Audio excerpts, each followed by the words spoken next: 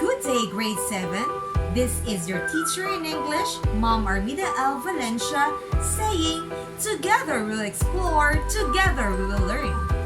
Today is another exciting day for all of us to learn new ideas. So, what are we waiting for?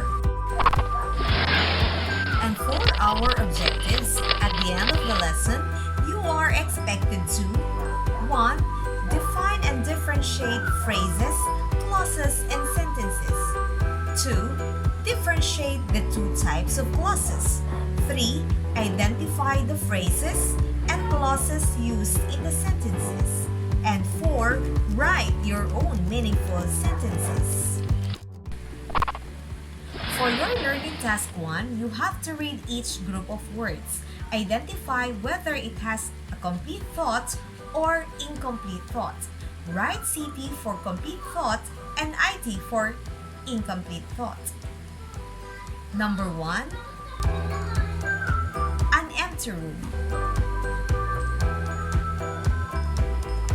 You're right. IT. Number 2. I am sick. Exactly. CT. Number 3. Horror movies lately. Exactly. IT. Number 4. While you were sleeping. Correct. IT. Number 5. I found my coin purse under my bed. You're right. CT. Number 6. If I were a boy. Definitely you are correct. IT. Number 7. Above the clouds. And the answer is IT. Number 8. Although she graduated. Correct. IT. Number 9. But she fixed it. The answer is IT. Number 10. Where are you going? You're right. CT. So class, what have you observed with those statements in Learning Task 1? How do you call with those statements with complete thought and those statements without complete thought? Can you differentiate the two? I know you have a lot of ideas in your mind, so together, let us explore and have fun while we learn. You're right. For today, we're going to deal with phrases, clauses, and sentences. Let's begin with a phrase. A phrase is a group of words that stands together as a grammatical unit and typically as part of a clause or a sentence. In addition, a phrase can stand alone as it does not contain a subject and a verb. It doesn't give a complete thought and usually consists of an article, a preposition, or a noun. A phrase also acts as a noun, an adjective, or an adverb in a sentence, so it can be defined as a group of related words that lacks a subject and a verb, that acts a single part of a speech in a sentence. Let us take a look with these examples. Why do you think they are called phrase? First, on the table. Yes, you're correct. There is no subject and no verb. Finish the task. Definitely, it has no subject. Christine and her friends. Correct, there is no verb. Let's move on with a clause. And what is a clause? A clause is a group of words having both a subject and a verb. It can sometimes act as a sentence, but it's not always the case. Two types of clauses. First, independent clause. It is one that can stand alone as a sentence. It requires no information to understand it because it has a subject, a verb, and a complete thought. Examples. What is the independent clause in each sentence. First, after I die, I will be forgotten. Correct. The independent clause in the first sentence is I will be forgotten. Number 2, I love my country, so I will make sure to protect its sovereignty. Exactly. The independent clause is I love my country. Number 3, if we will follow strict health protocols, we will not get sick. You're right, the independent clause is we will not get sick. Let's move on with the second type of clause, the dependent clause. A dependent clause is one that can stand alone as a sentence. It is called dependent clause because it needs to be attached or joined to an independent clause. It is also a supporting part of a sentence. In addition, dependent clauses begin with subordinating conjunctions such as before, if, when, after, so, hence, therefore, since, because, so that, and others. Examples. Can you identify the dependent clause in each sentence? You're right. The dependent clause in each sentence are the ones which are in bold letters. Let us have the first one. After I did my best to study, I received high marks. The dependent clause in the first sentence is after I did my best to study. Number 2, because I woke up late, I wasn't able to pass my projects on time. The dependent clause in the second sentence is because I woke up late. Number 3, before you leave the classroom, make sure to turn off all the lights. The dependent clause is before you leave the classroom. Let's now move on with sentence. A sentence is a set of words that contains a subject and a predicate. And what is a subject? A subject is the topic of the sentence, while a predicate is what being said about the subject. As such, a sentence contains a subject and a predicate. It expresses a complete thought and begins with a capital letter and ends with a full stop, a period, a question mark, or an exclamation point. Examples. Can you identify the subject and the predicate in this sentence? Everyone needs food. Correct. The subject of the sentence is everyone and needs food is a complete predicate. Let's have another example. Let's have the first one. Are you okay? It is considered as a sentence because it asks a question. Number 2, look out. A sentence which states a command. Here are other examples of sentences. I study hard. I like it. When the teacher makes the subject fun, we learn a lot. As a Boy Scout, you should know how to pitch your tent. She failed to read the directions, that is why she got lost. I was very tired, so I decided to stay at home. By this time, let's have a review of the 4 kinds of sentences. Do you still remember them? You're right, they are declarative sentence, imperative sentence, interrogative sentence, and exclamatory sentence.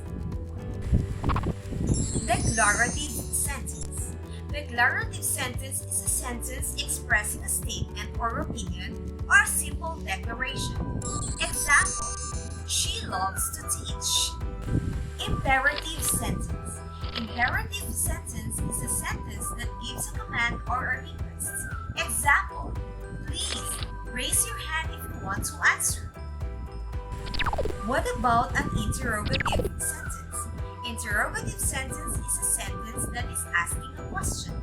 Example, what do you know about COVID-19 virus? And the last but not the least, exclamatory sentence. An exclamatory sentence is a sentence that expresses great emotions like happiness, sadness, anger, and others. Example, I am happy to see you. Now class, let us see if you can identify or distinguish a phrase, a clause, or a sentence by answering these following tasks. For your learning task 2, you have to classify each statement as a phrase, clause, or sentence. Write them in the proper column. Because I value so much. Over the rainbow. When mother arrived. Inside the big room of my brother. Please call the police. You are my sunshine. Finished cooking. So that I will give my food. It rained. What are you thinking? Now class, it's time to check your answer. May I remind everyone to please be honest as you check your answers. Remember, honesty is the best policy. Here are the correct answers. The following are the phrases. Over the rainbow. Inside the big room of my brother. Finished cooking. And the following are the clauses. Because I value you so much. When mother arrived. So that I will give you my food. And the following are the sentences. Please call the police. You are my sunshine. It rained. What are you thinking? Did you get a perfect score? Congratulations! For those who did not make it, you may review our topic or you may chat me to clarify something. Now class, it's time to move to task number 3. For task number 3, you're going to box the independent clause and underline the dependent clause. You are given 8 seconds to answer each sentence. Number 1. I will visit my grandmother when I have a vacation.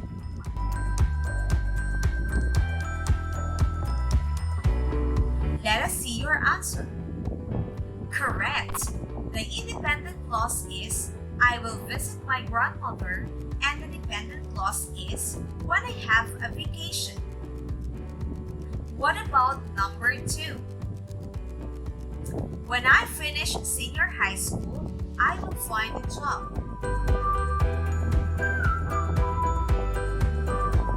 Correct. The independent clause is I will find a job. And when I finish senior high school is our dependent clause. Number 3. When I received the result, I fainted. You're right. The independent clause is I fainted. And the dependent clause is when I receive the result. Number 4. I will ask for your help if the problem continues. Let us see. What is the independent clause? Correct. The independent clause is I will ask for your help. And the dependent clause is if the problem continues.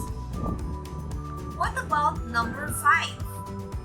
She studies hard so that she will have an award. Correct. The independent clause is she studies hard. And the dependent clause is so that she will have an award. Number 6. I went home after I cleaned our classroom. Correct. The independent clause is I went home. And the dependent clause is after I cleaned our classroom. Number 7. My dog follows me wherever I go. Very good. The independent clause is my dog follows me and the dependent clause is wherever I go. Now let's move to number 8. Before mother gets angry, you should clean your bedroom.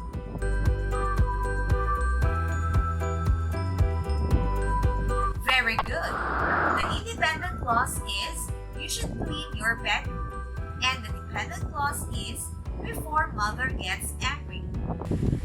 Now let's have number 9. We didn't go to his birthday party because it was raining hard.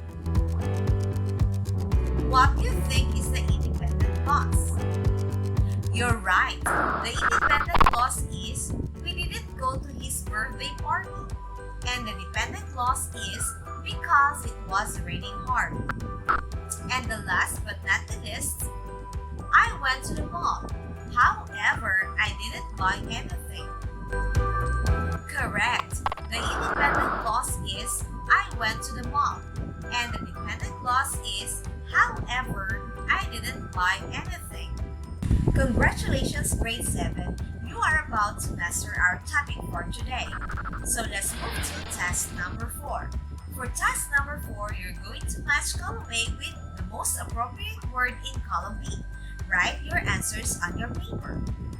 By this time, class, let us check your answers in task number 4.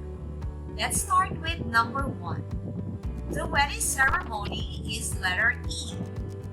Started late. Number 2. Letter A. My best friend agreed to keep my secret. Number 3. Letter D. Dancing in the shower is my greatest talent. Number 4. The answer is letter C. I cry whenever I watch beautiful scenes. And number 5. The answer is letter B. After thinking about it, I'd like to join in your group. Number 6. The answer is letter H. I was so thin when I was a kid. Number 7. Very good. The answer is letter F. I will call you when I get home. Number 8. The answer is letter G. Do you want my notes? Number 9. The answer is letter J. Very good. My little brother hides under his bed every morning. And the last, number 10, the answer is letter I. He dreams of becoming a successful nurse. Congratulations, grade 7. And now, class, for your final task. Task number 5. Fill in the blanks with group of words to form meaningful sentences. Write them in order. Let me read those phrases and clauses that you're going to complete. Number 1. Who taught me about helpfulness? Number 2. When you help someone. Number 3. I was happy. Number 4. Helping others. Number 5. In helping those who are in need. Number 6. Teamwork is very important. Number 7. When we work together. Number 8. In every group activity. Number 9. When we unite as one. And number 10. If there is teamwork. For your answers in task number 5, my dear grade 7, please take a picture of your answers and send it to my messenger, Armida Valencia. And for those who do not have the access of the internet, your parents or your guardian may hand in the hard copy of your answers every Monday in our designated room, room number 2. Having enough information presented and discussed about phrases, clauses, and sentences, you're going to construct a paragraph answering the question, how useful phrases and clauses are in formulating sentences. Class, please be guided with the rubrics as shown in our presentation so that you will know what to do in your activity. For your answer in this activity, you may send it to my Facebook account, Armida Valencia. Again, this is your teacher in English, Ma'am Armida Valencia, saying, together we will explore, together we will learn. Bye!